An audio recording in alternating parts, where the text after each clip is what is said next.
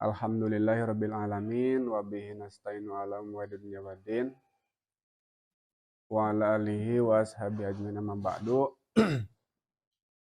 Yang saya hormati Ibu Kepala SDN 2 Cimanggu, yang saya hormati Bapak Ibu guru semuanya.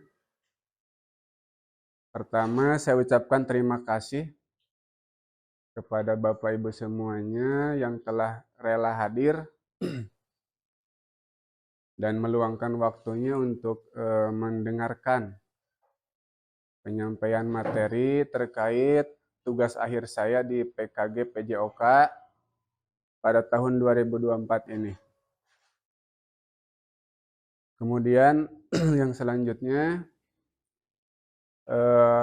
saya akan menyampaikan yaitu tugas akhirnya adalah RTL ya Bapak Ibu, yaitu rencana tindak lanjut. Nah, saya ditugaskan untuk membuat sebuah rencana pembelajaran berbasis proyek. Dalam hal ini saya diberi 3 pilihan. Yang pertama adalah pendidikan gerak. Pendidikan gerak itu contohnya seperti anak disuruh untuk membuat sebuah gerakan senam yang mereka karang sendiri dengan musik yang mereka cari sendiri. Lalu kemudian guru menilai. Kemudian pilihan yang kedua adalah mengenai pendidikan kebugaran jasmani. Termasuk di dalamnya adalah mengenai pola hidup sehat. Di antaranya ada istilah jumsih ya Bapak Ibu ya. Nah, ada jumsih atau Jumat bersih. Kemudian ada sekolah yang menerapkan tidak boleh memakai plastik pada saat jajan. Itu ada ya. Harus memakai wadah. Nah, kemudian pilihan yang ketiga adalah sport education model. Apakah Bapak Ibu ada yang tahu? SEM itu apa? Nah, saya juga pertama menemukan ini di PKG PJOK ini. Sedikit saya jelaskan. Jadi SEM itu merupakan pendekatan pembelajaran yang menekankan kepada anak di dalam dunia nyata. Artinya anak terlibat di dalam sebuah event, sebuah pertandingan. Dalam hal ini saya mengangkat tema yaitu turnamen futsal antar kelas. Nah, namun sebelum dilanjut, saya punya ice breaking dulu, Bapak Ibu. Udah siap? Ya. Clue-nya adalah menghitung hari. Ingat, clue-nya adalah menghitung hari. Pada hari Senin, Andi membeli sepeda. Pada hari Selasa, Andi membeli sepatu. Pada hari Rabu, Andi membeli apa? Hari Rabu. Apa? Cilok. Cilok salah. Pak Iwan? Nah, Bu Silpa rujak. Kenapa pilih rujak? Ya, karena dimulai dari huruf R. Bagus. Berarti masih konsentrasi ya. Baik, saya lanjut. Oh, yang udah siap. Baik, satu kali lagi coba. Saya ganti. Clue-nya adalah masih tentang menghitung bulan sekarang. Bulan ya. Siap? Siap. Pak Andri pada bulan Mei pergi ke Mangunjaya. Kemudian Pak Andi pada bulan Juninya pergi ke Jakarta. Terus pada bulan Juli pergi kemana Pak Andi? Jambi. Bisa ke Jambi, ke Jogja ya, bagus. Berarti masih apa? Konsentrasi. Udah mengerti Bapak? Baik, saya lanjut. Jadi program yang saya angkat yaitu program kegiatannya namanya adalah Sport Education Model atau SEM ya. Dalam komunitas belajar di sekolah. Jadi di kita kan sudah ada yang namanya komunitas belajarnya ya. Namanya adalah Marlin ya. Nah, program ini merupakan inisiatif dari komunitas belajar di SD Duan Cimanggu yang berfokus pada pengembangan karakter dan keterampilan siswa melalui turnamen futsal antar kelas. Nah, jadi rencananya saya akan mengangkat tema SEM yaitu turnamen futsal antar kelas. Jadi yang rencananya waktunya adalah akhir semester ini ya Bapak Ibu. Jadi kan setelah ulangan itu biasanya ada waktu yang kurang efektif ya sebelum libur. Nah, saya akan menggunakan waktu itu untuk event tersebut. Kemudian selanjutnya mengenai latar belakangnya. Nah, seperti yang saya jelaskan tadi, Sport Education Model adalah pendekatan pembelajaran yang memberikan pengalaman belajar nyata dalam bidang olahraga.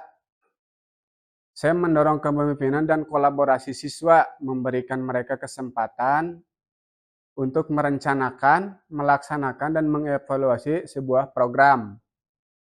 Jadi yang menjadi panitianya adalah siswa itu sendiri.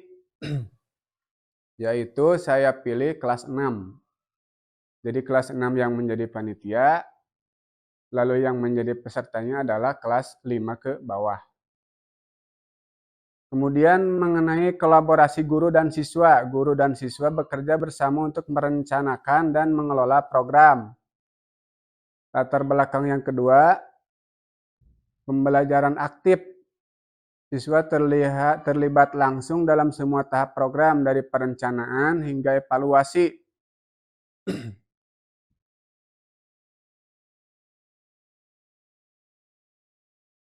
Kemudian yang ketiga, pengembangan karakter. SEM juga menanamkan nilai-nilai penting seperti kerja keras, disiplin, dan sportivitas. Kemudian dilanjut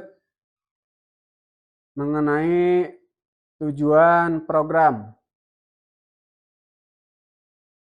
Tujuan programnya adalah program ini bertujuan untuk memberikan edukasi atau pemahaman dari dan menerapkan konsep belajar aktif dalam konteks olahraga. Jadi siswa nanti mendapatkan pemahaman tentang suatu materi. Contohnya di sini adalah turnamen futsal ya. Jadi materinya futsal, mereka mengetahui tentang konsep futsal, kemudian cara mengelola sebuah event.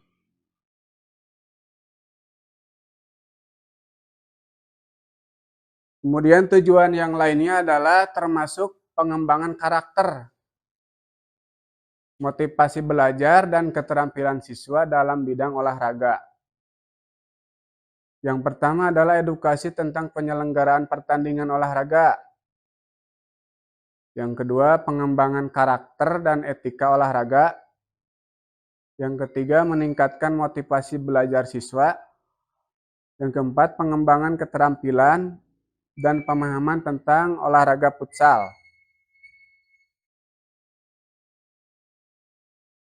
Kemudian yang kelima adalah membangun kolaborasi dalam mencapai tujuan bersama. Selanjutnya, capaian langkah-langkah dan hasil yang diharapkan. Jadi program ini bertujuan untuk meningkatkan pemahaman tentang aturan pertandingan. Jadi siswa terlibat langsung dalam sebuah event pertandingan. Otomatis mereka akan paham ya dalam dunia nyata. Jadi bukan hanya teori di kelas saja, tetapi melibatkan praktek dalam sebuah event nyata atau olahraga yang secara langsung.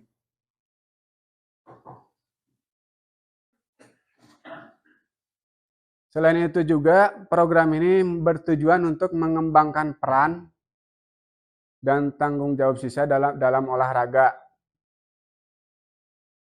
Satu, tahap persiapan.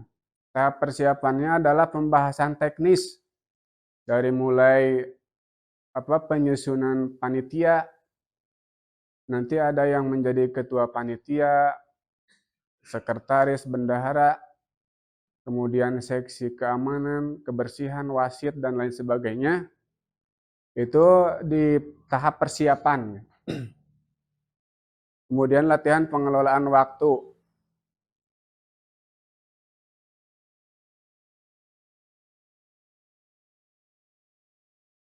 Yang selanjutnya, tahap pelaksanaan. Satu, menganalisis pertandingan futsal. Jadi siswa nanti menganalisis sebuah permainan futsal.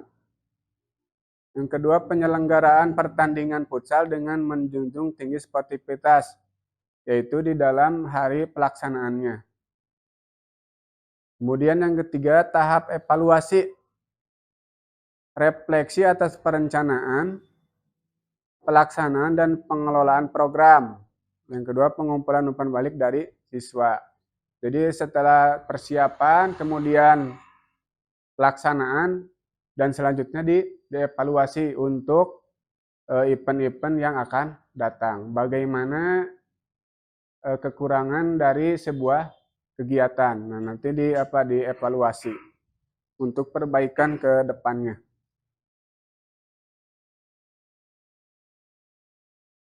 Kemudian struktur program dan mitra.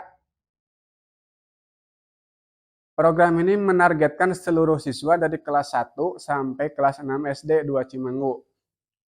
Kenapa saya pilih dari kelas 1 sampai kelas 6? Karena saya ingin semua siswa itu terlibat. Walaupun dalam kategori ini secara kita bayangkan ya jadi futsal. Bagaimana kelas 1 2? Tentu saya akan membedakan ya antara kelas atas dan kelas bawah. Nanti kalau digabung takutnya bahaya. Selanjutnya program ini melibatkan berbagai mitra, yaitu termasuk kepala sekolah, kemudian guru PJOK, wali kelas, guru TIK dan bahasa Indonesia, dan orang tua siswa. Sasarannya adalah seluruh siswa kelas 1 sampai 6 SDN 2 Cimanggu. Timeline-nya atau lini masanya yaitu rencananya tanggal 13 sampai 21 Desember 2024. Kemungkinan di hari-hari kurang efektif ya sebelum libur. Mitranya adalah yang pertama kepala sekolah, kemudian guru PJOK, wali kelas, guru TIK dan bahasa Indonesia. Sampai di sini ada pertanyaan mengenai waktu atau programnya? Kalau tidak, saya lanjut.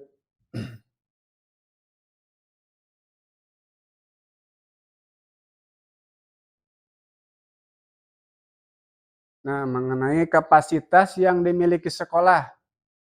Jadi sebelum saya merencanakan sebuah program, saya melihat dulu apa yang dimiliki sekolah kita.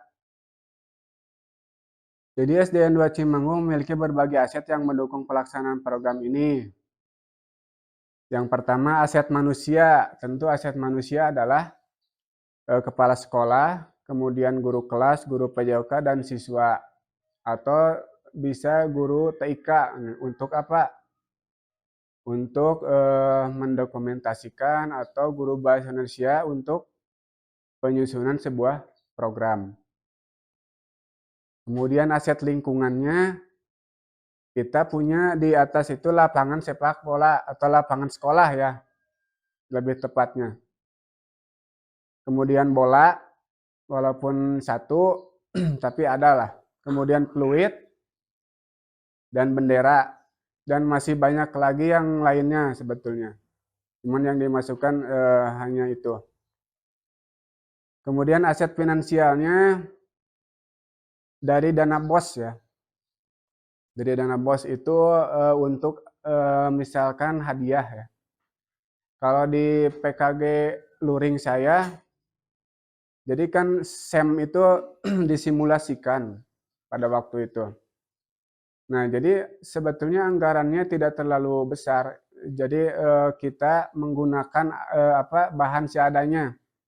Kalau di Luring, saya menggunakan botol mineral ya, bekas botol. Nah, kemudian disusun seperti piala, itu bisa. Atau bisa dari kardus.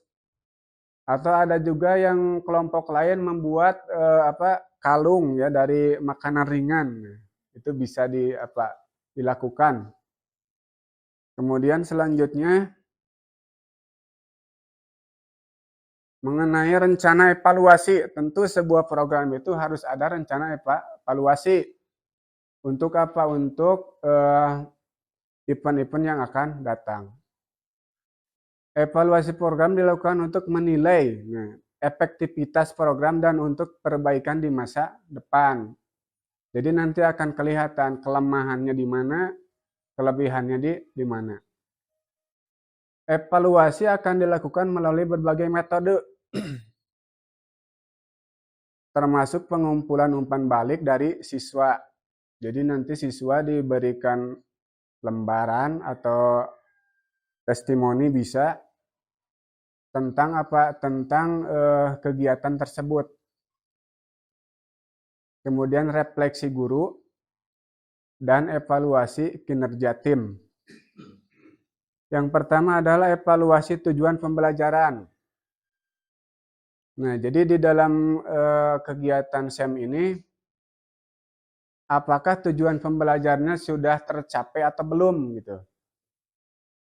Kemudian yang kedua, umpan balik dari siswa.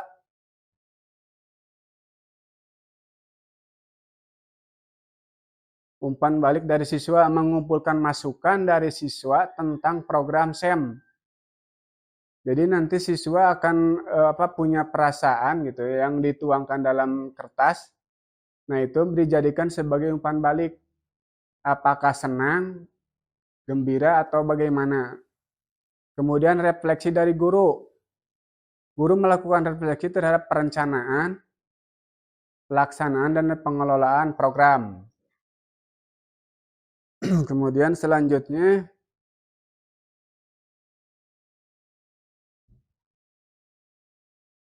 yang keempat adalah evaluasi kinerja tim. Bagaimana tim itu bekerja dengan baik. Tentunya dievaluasi, menilai kolaborasi dan kinerja tim selama program. Apakah ada yang masih belum sungguh-sungguh gitu kan. Dalam tugasnya misalkan tugasnya adalah kebersihan. Nah, dia itu malah tidak menjalankan tugasnya, malah buang sampah sembarangan. Nah, itu kan tentu harus dievaluasi dalam kinerja tim. Kemudian yang kelima adalah pengembangan, perbaikan, dan perubahan. Menentukan langkah selanjutnya berdasarkan hasil evaluasi. Kemudian selanjutnya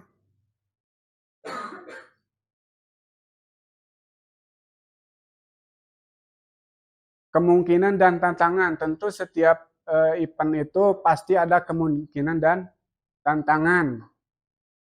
Program ini memiliki potensi besar tetapi juga menghadapi berbagai tantangan. Tantangan yang pertama diantaranya adalah faktor cuaca ya. Karena memang pada saat ini sudah memasuki musim hujan. Kemudian dukungan dari teman sejawat, manajemen tim, dan kurangnya kompetensi siswa dalam perwasitan. Itu juga termasuk kemungkinan dan tantangan. Yang pertama adalah pengelolaan waktu.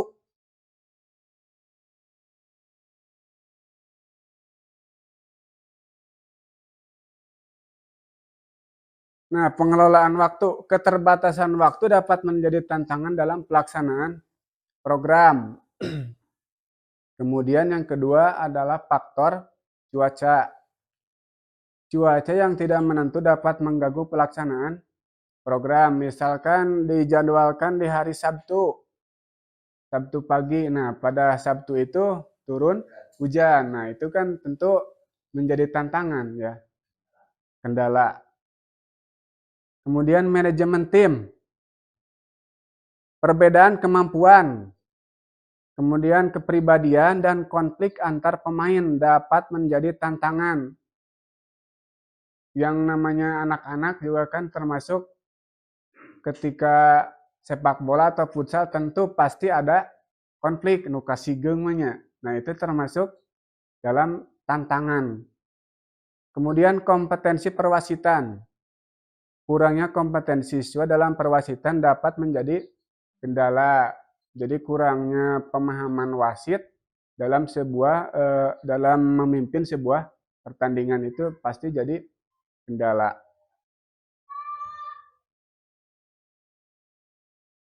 Kemudian dari kendala tadi bisa dengan solusinya, yaitu yang pertama adalah pengelolaan penjadwalan ulang. Nah, yang tadi hari Sabtu hujan, kemudian tidak jadi, nah itu bisa dijadwalkan ulang.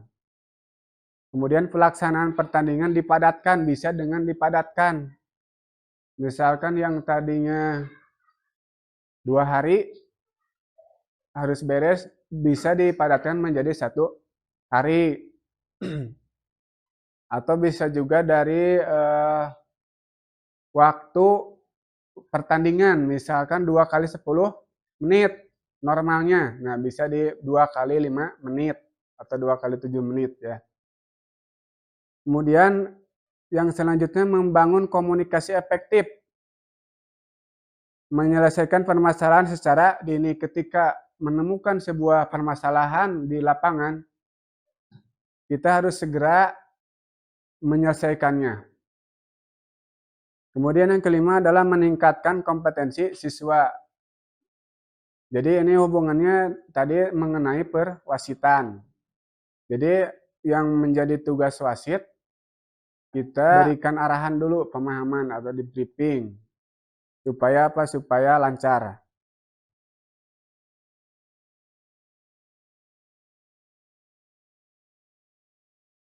Kemudian yang selanjutnya adalah refleksi pelaksanaan. Refleksi atas pelaksanaan program ini sangat penting untuk menilai efektivitas program dan untuk merencanakan program di masa depan. Nah, jadi rencananya saya ke depannya akan terus membuat event seperti ini, SEM ini ya, paling tidak di setiap akhir semester. Sekarang saya mengambil tema yaitu turnamen futsal antar kelas. Kedepannya saya ingin mencoba mengintegrasikan permainan tersebut ke dalam sebuah perlombaan yang dilombakan di kecamatan atau kabupaten. Jadi kedepannya saya ingin membuat turnamen atau perlombaan itu, contohnya seperti sumpit, kemudian egrang. Kemudian banyak lagi yang dilombakan di kecamatan atau kabupaten. Supaya pertama meningkatkan motivasi siswa untuk belajar, tentu karena ada saingan. Karena dengan adanya perlombaan, tentu motivasi siswa untuk maju itu ada. Istilahnya mong eleh kubatur gitu ya. Itu akan menjadi keuntungan bagi kita sekolah SDN 2 Cimanggu untuk bisa meningkatkan kompetensi siswa dalam bidang olahraga ya.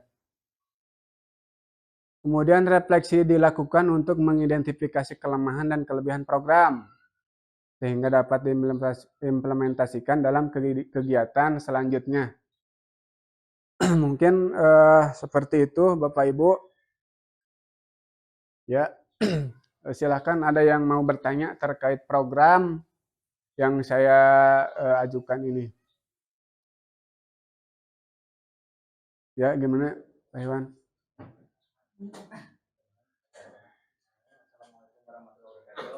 Waalaikumsalam warahmatullahi wabarakatuh. Model.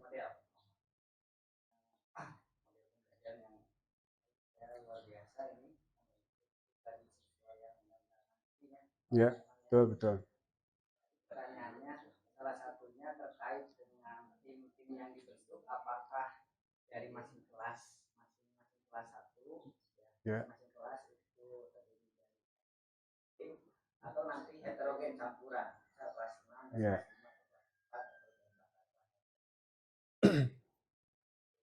Nah, jadi rencananya kalau untuk kelas 1-2 kemungkinan masih heterogen juga. Artinya dicampur ya, dicampur. Kemudian untuk kelas atasnya, kelas 4, 5, 6, sebetulnya saya sudah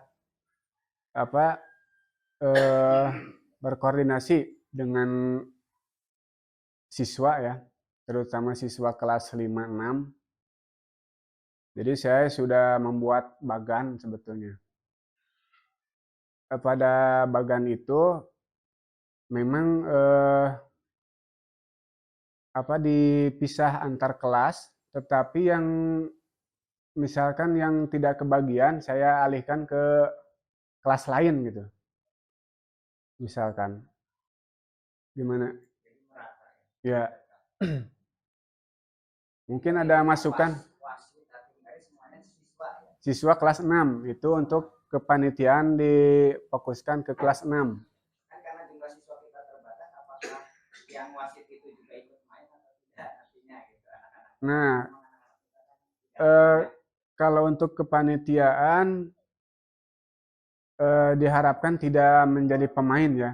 Jadi fokus pertama misalkan ada yang menjadi ketua panitia penyelenggara 1 orang misalkan, kemudian sekretaris bendahara, kemudian wasit, keamanan dan lain sebagainya itu dari siswa kelas 6. Tidak ikut main. Berarti dia menjadi panitia. Panitia dan peserta atau atletnya, pemainnya itu kelas 5 ke bawah. Ada lagi pertanyaan? Atau misalkan ada usulan dari rekan guru tentang pembagian timnya bagaimana bagusnya? Apakah per kelas atau heterogen dicampur? Menurut Bapak Ibu. Ya, silakan. Kalau misalnya program ini dimasukkan ke dalam ekstrakurikuler, boleh Pak? Ke dalam ekstra. Pelaksanaannya hanya saja di program PKG saja atau bisa keberlanjutannya di ekstrakurikuler? Kalau di ekstra sebetulnya bisa. Tetapi saya jabarkan sedikit, SEM ini termasuk ke dalam pembelajaran kokurikuler ya. Artinya penguatan sebuah pembelajaran. Yang tadinya anak itu pertama belajar di kelas tentang materi, kemudian di lapangan tentang praktek. Nah, kokurikuler ini mewadahi untuk jalannya sebuah materi, kemudian praktek itu dalam sebuah event tersebut atau dalam dunia nyata artinya ya. Sebetulnya di ekstra bisa diterapkan itu. Silakan yang mau bertanya lagi, Pak Guru, mengenai pembagian Tim. Menyangkut saran finansial kan. Ya, ya. Masalah biaya untuk pelaksanaan dari mulai pelaksanaan ya sampai terakhir sampai ke anak mendapatkan reward atau hadiah. Nah itu kan sudah persiapkan. Tadi tinggal kan dananya didanai oleh dari bos. Kan dari bos misalnya kan ayah jam kenapa biasa dilakukan ya bahan perubahan tahu kan biasa tidak bos dinamanya nyipinanya kamu pelaksanaan mah kita biasa baik pengintan cuman pengintan orang gesitna dina bagi-bagi naik nah, termasuk dari urusan finansial apa sebab urusan finansial yang paling rentan itu kan orang pengintan di sekolah orang lah termasuk bukan morat marit itu bu itu nya tak pengintan orang asal biasa we nah itu mah termasuk ibu kepala sekolah dengan bendahara bos. Ya, terima kasih. Masih ada pertanyaan? Tidak? Menambahkan ya. Ya. Sebelumnya memang Pak Eman pernah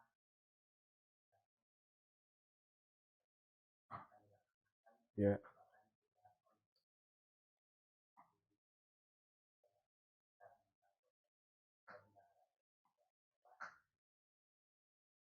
melihat pemaparan ini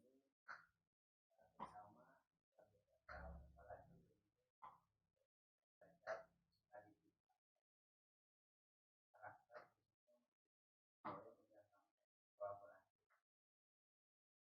yang tadi dipaparkan juga bos kan dari bos tapi tidak banyak ya. Iya. Ya, betul.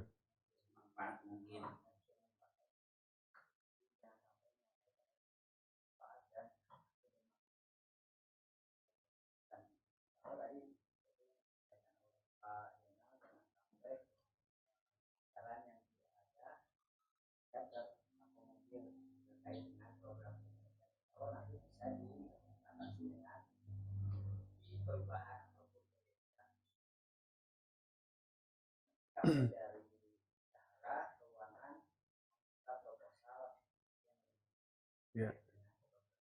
berjalan dengan Siap. Kalau tidak ada pertanyaan lagi, saya cukupkan sekian pemaparan program dari saya terkait tugas akhir di PKG PJOK ini. Saya tutup dengan billahi taufiq wal hidayah. Wassalamualaikum warahmatullahi wabarakatuh.